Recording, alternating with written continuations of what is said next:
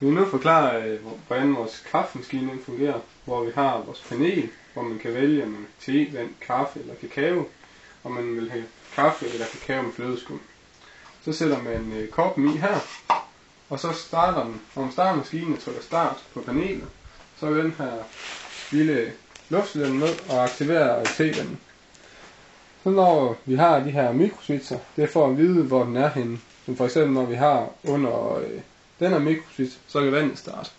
Når den er under de andre, så kan for eksempel kaffe og kakao komme i, eller den her mixer, og også med flødeskum. Jeg vil nu forklare, hvordan teknikken her bag i, hvordan den fungerer. Hvor vi har de her to PLC'er med en ekstra indgang på den ene PLC. Og til panelet, der har vi den ene PLC, hvor vi så har nogle udgange, som kører ind på nogle andre indgange på den her, som vi kalder PLC 2. Og der har vi så opkoblet den her ekstra indgang, fordi vi ikke havde nok indgange på den almindelige PLC, så vi har den her udvidede station.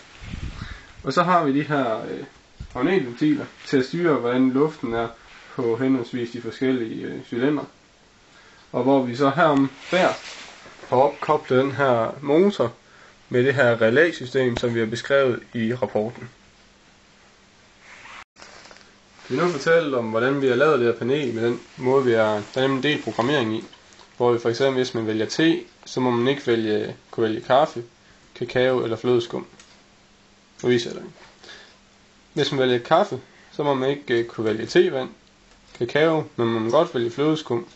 Og vi kan også fravælge flødeskum igen.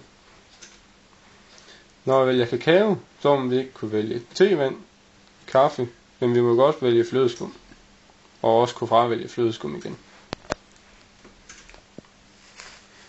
Vi har også lavet den her funktion, som hedder reset, som så resetter, hvis man ikke vil have valgt kaffe og flødeskum, i stedet for at vil have haft te. Den her reset-funktion, det gør også, når selve cyklusen den kører, at man så kan stoppe cyklusen, altså stoppe hele cyklusen.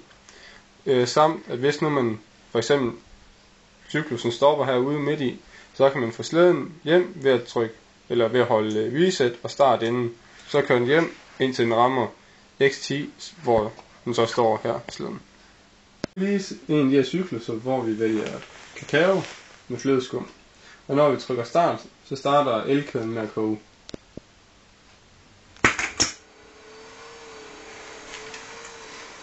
Slæden den kører over og holder under elkæden, og så når vandet det koger, så kører den her op, som vi kan se der, og aktiverer X1, som er en sensor, som registrerer jernet, som vi har monteret på elkæden. Der er nu en timer, der går på 11 sekunder. Den står så der, hvorefter den kører over og får hældt kakao i koppen. Den her kører så 5 gange, og det har vi beregnet eller dimensioneret, hvor mange gange det kører.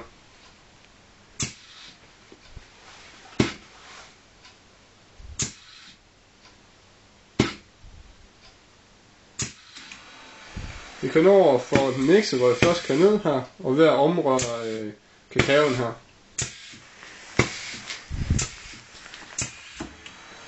Vi kan nu ind og få flødeskum på, hvor der er en hurtig timer, der går på 0,7 sekunder. Og her har vi det færdige resultat,